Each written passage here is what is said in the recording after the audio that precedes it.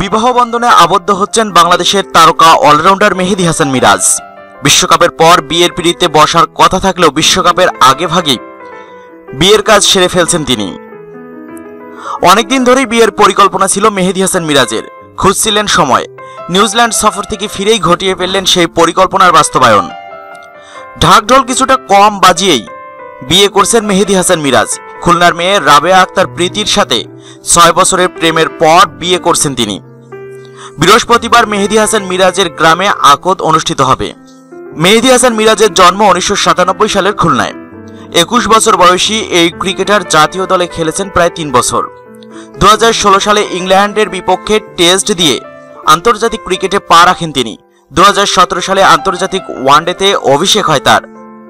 এখন পর্যন্ত জাতীয় দলের হয়ে খেলেছেন ১৯টি টেস্ট, ২৫টি আন্তর্জাতিক ওয়ানডে এবং ১৩টি টি-২০।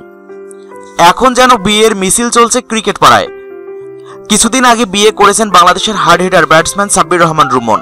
শুক্রবার বিয়ে করতে যাচ্ছেন কাটার মাস্টার হিসেবে পরিচিত বাঁহাতি পেসার মোস্তাফিজুর রহমান।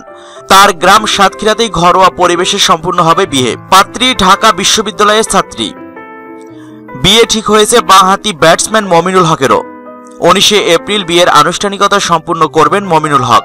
পাত্রী ফারিয়া বাংলাদেশ ইউনিভার্সিটি অব প্রফেশনালসের ব্যবস্থাপনা বিভাগের শিক্ষার্থী। এদিকে ঢাকা বিশ্ববিদ্যালয়ের এক ছাত্রীকে বিয়ে করতে যাচ্ছেন মোস্তাফিজুর রহমান।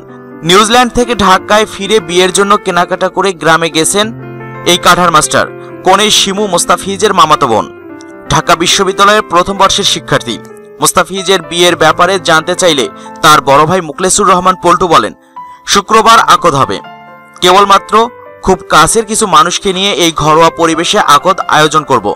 পরে বড় করে অনুষ্ঠান করার পরিকল্পনা আছে।